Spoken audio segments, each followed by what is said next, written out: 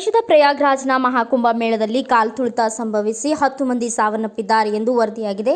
ಇಂದು ಮೌನಿ ಅಮಾವಾಸ್ಯೆ ಹಿನ್ನೆಲೆಯಲ್ಲಿ ಲಕ್ಷಾಂತರ ಭಕ್ತರು ಪವಿತ್ರ ಸ್ನಾನ ಮಾಡಲು ಪ್ರಯಾಗ್ರಾಜ್ಗೆ ಬರುತ್ತಿದ್ದಾರೆ. ಈ ಸಂದರ್ಭದಲ್ಲಿ ನೂಕುನುಗ್ಗಲು ಸಂಭವಿಸಿ ಕಾಲ್ತುಳಿತವಾಗಿದೆ.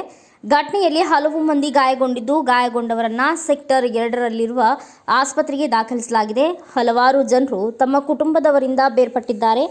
ರೋಗಿಗಳನ್ನು ಆಸ್ಪತ್ರೆಗಳಿಗೆ ಕರೆತರಲು ಆಂಬ್ಯುಲೆನ್ಸ್ ವಾಹನಗಳಿಗೆ ಸಾಕಷ್ಟು ತೊಂದರೆ ಅನುಭವಿಸುತ್ತಿವೆ. ಎಲ್ಲ ರಸ್ತೆಗಳಲ್ಲೂ ಜನಜಂಗುಳಿ ಕಾಣಿಸುತ್ತಿದೆ. ಸ್ನಾನ ಘಟ್ಟದ ಬಳಿ ನೆರೆದಿದ್ದ ಜನಜಂಗುಳಿಯಿಂದ ಕೆಲ ಮಹಿಳೆಯರು ಪ್ರಜ್ಞೆ ತಪ್ಪಿ ಬಿದ್ದಿದ್ದಾರೆ. ಮಹಾಕುಂಭದಲ್ಲಿ ನೆರೆದಿದ್ದ ಅಪಾರ ಭಕ್ತಾದಿಗಳಿಂದ ಪರಿಸ್ಥಿತಿ ಹತೋಟಿ ತಪ್ಪಿದೆ.